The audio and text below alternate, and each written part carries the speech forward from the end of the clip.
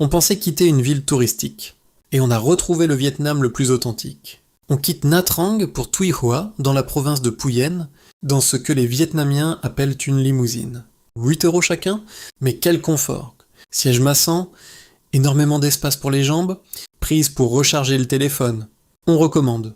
Après quelques heures de route entre montagnes et côtes, on arrive dans une petite ville beaucoup plus à taille humaine que Nha Trang. On loue un scooter à l'hôtel et direction le marché local. Clairement, ils ont moins l'habitude de voir des touristes. Les regards se posant sur nous à chaque croisement. Et c'est toujours aussi drôle.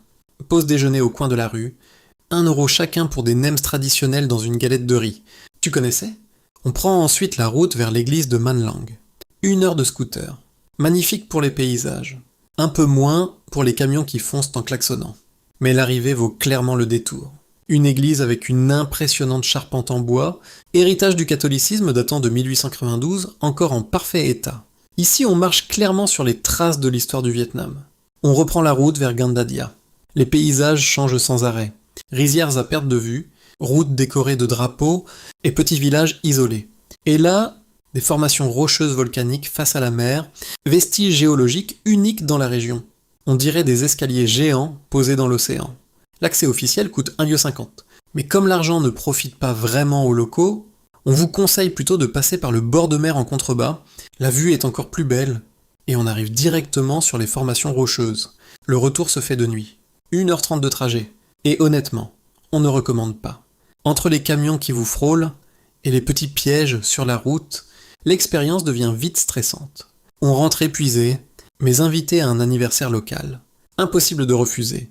Alors, on célèbre à la vietnamienne à coups de Một Hai Ba Do, la phrase essentielle à connaître quand on trinque au Vietnam. Le lendemain, on part pour 1 h 30 de route vers le sud. Premier arrêt, la tour Tap Nan au sommet d'une colline. Vue panoramique incroyable sur toute la baie et la ville. Mais l'objectif du jour, c'est Bai Mon Beach. Et la route pour y aller est spectaculaire. Un vrai no man's land entre collines et dunes de sable, le long de la mer.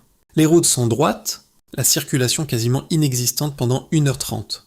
On s'arrête parfois sur des plages, arrivé à Bai Mon Beach, et la petite randonnée jusqu'au phare. On arrive essoufflé, mais la vue est incroyable. Une baie déserte, une eau turquoise. Et pour la première fois depuis notre départ de Saigon, on se baigne enfin au Vietnam. Et quel plaisir! Tu connaissais Tuy Hoa au Vietnam? Dis-nous en commentaire. Tu préfères une grande station balnéaire vietnamienne? Ou bien les villes authentiques et plus sauvages du Vietnam?